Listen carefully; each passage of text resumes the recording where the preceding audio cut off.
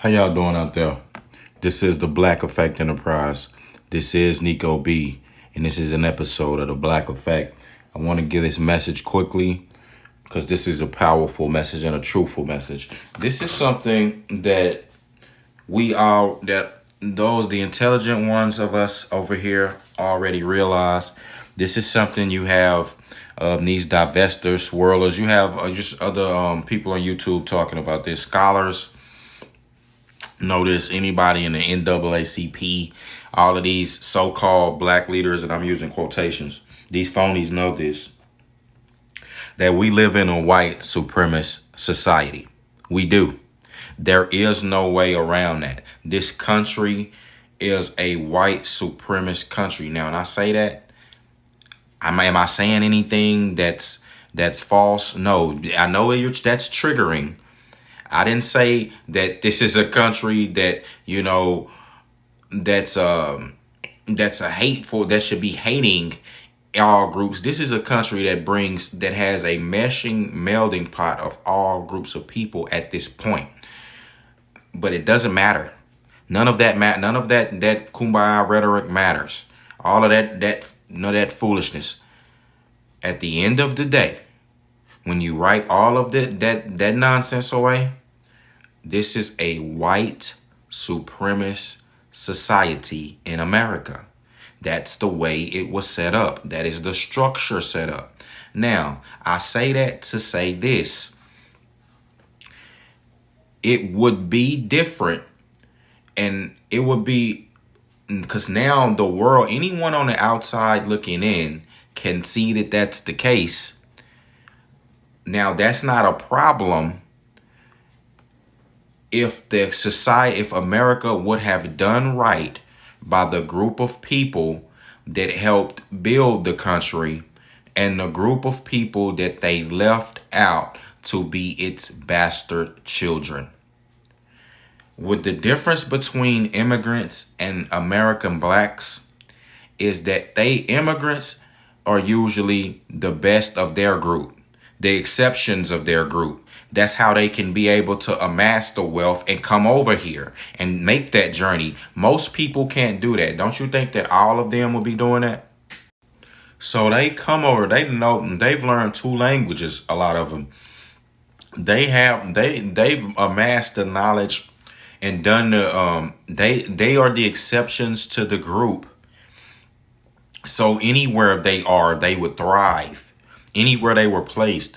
But the difference is with American blacks, they were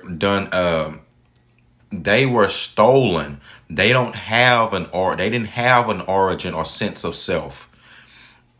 They had atrocities committed against them, mental terrorism, physical terrorism. They had all of these things withheld from them. Then in turn tossed out with no skill and just tossed out to okay, well, now catch up to us. That was an impossible scenario.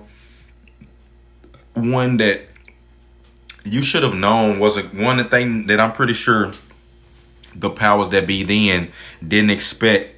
They didn't expect for black people to be successful, but God in turn got involved with the chosen people and jumped them from 0 to 60 in the things that they needed to do to be able to establish themselves. Still, as a whole and as a collective, black people aren't where they are supposed to be or need to be in this country. And the thing is, you don't have the way you can tell that it's a white supremacist geared country is because you don't have anyone, by and large, trying to, ever since the 40 acres and a mule, ever since the release of black people from slavery, you don't have anyone trying to fight to get them what's owed to them to get to the next level. That, by and large, that right there, that show, and I'm talking about as a collective. You may have some Caucasian people who would believe in justice and who want to see black people get what's owed to them. And don't give me up. We've already been through all of the debates and a bunch of rhetoric and foolishness. You want to debate and be like, I mean, the number one that thing that people is gonna say is like, you weren't a slave. Well, let me give you this example. Say you worked, and I'm talking to anybody listening to this. Say you worked for UPS. You worked there, you know, you busted your hump there. They was paying you, you know, they was paying you the bare minimum that they could pay you. You made $12 an hour. You was busting your hump. You know, you constantly never got into a supervisor position. You never made it. You never made it to the corporate position or anything like that. See, you never made it even to be able to make it to where you didn't have to worry about living check to check. You live check to check. You couldn't afford college for your son. Your son grew up, you know, and he grew up with mental illnesses and things like that. He grew up getting beat up in his neighborhood and all of these things. He grew up malnourished with all these diseases that manifest because you couldn't afford the proper nutrition. You didn't even know. You understand? But then so you end up passing. You end up dying. Now your son's is here, you know, and your son is he's sick. He can't work. But now he have a son, and now his son is subject to go through the same thing. He's struggling trying to, you know, find his way. He's got ADHD and all this other stuff. You find out down the line that UPS was withholding money from your father, from the grandfather who initially worked there. You find out that they were withholding money from him. Not only that, you find out that there was a corruption. You find paperwork that shows up in the files that was saying the CEO didn't like him. I mean, or the manager didn't like him, and the manager admitted that to the other boss. He was saying that he didn't like him due to the color of his hair. He didn't like ginger haired people. You understand?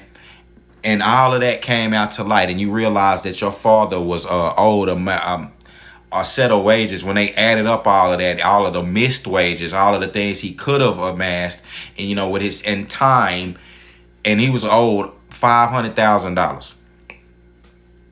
Would you in turn, as the grandson, as the mother of this boy, of the grandson, would you be like, the grandson does not deserve that money now? Would you be like, oh, well, we just gonna chalk it up?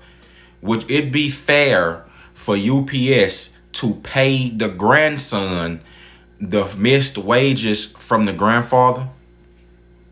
The father's already dead. So now only the grandson is left. The father's dead. The grandfather's dead. These men they all were affected by the lack thereof of the job of UPS and the job that the grandfather was in. I know you get the concept. So would it be fair for UPS in turn to come and pay the wages missed and owed to the grandson?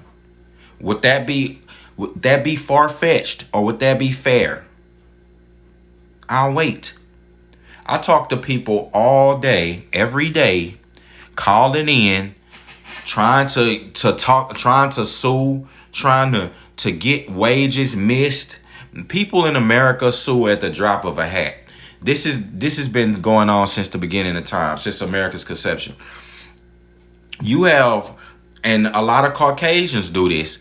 They sue everybody for everything. Sue this, sue for this, try to get wages missed. So you understand, and you know that, and see that scenario I gave you, that doesn't even have any of the atrocities that were committed, the horrible atrocities to put on top of the ones that was committed against the forced labor and the missed wages. Oh no, the mental terrorism, all of the things that was done to black people. You can't read, didn't teach you, beat them, raped them, you moved them here, manipulated them, again, terrorized them over here to where they didn't want to do certain things. You know, black men had to try to keep their families alive to get to the next level, That's all that when you doing that, you don't even have the ability to be able to think outside of that capacity. You know what I'm saying? Like how a lot of people just Benjamin Franklin, you over here trying to be, you just over here being super creative. You can, black men were hearing the voice of God to survive. They went from, it's a miracle that they're in the position that they in right now, because that group should have been destroyed.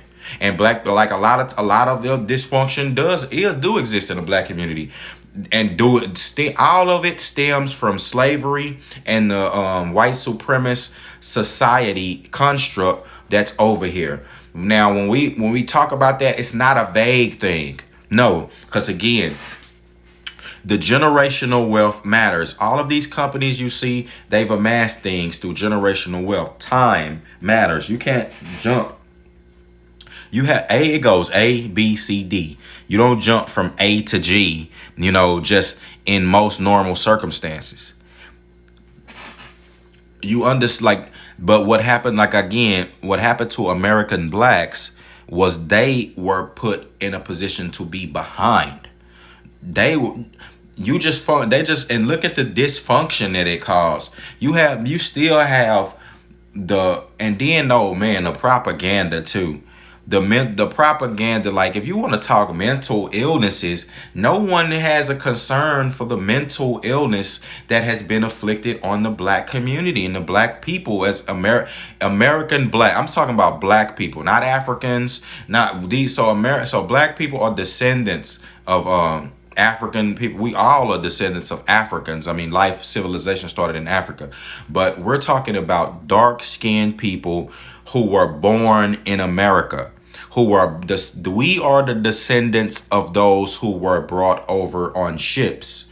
We are the descendants of the slaves. That's who I'm talking. I'm talking about American-born blacks. We've inherited the pain, traumas, and mental illnesses of slavery and the white supremacist construct and society that's set up here.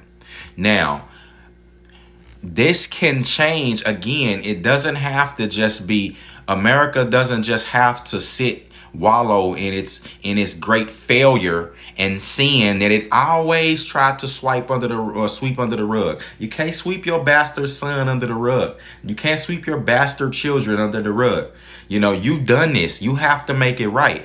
Every time I hear a white politician just talking, getting on camera, talking about black lives or talking about what they want to do, it just go like the wah, wah, wah, wah, wah, wah, wah, wah, wah. It's gonna, man, from now on, as a black person, you should, if a white person is running their mouth, and look, I'm not trying to be harsh. This isn't racist. I love everyone. I'm a child of the Most High God. Jesus Christ loves everyone. He loves everyone so much so that he grafted the Gentiles into the kingdom of God. He didn't want them to be left out. So I love everyone. I'm not going to do this disclaimer anymore. Look at all the rest of my videos.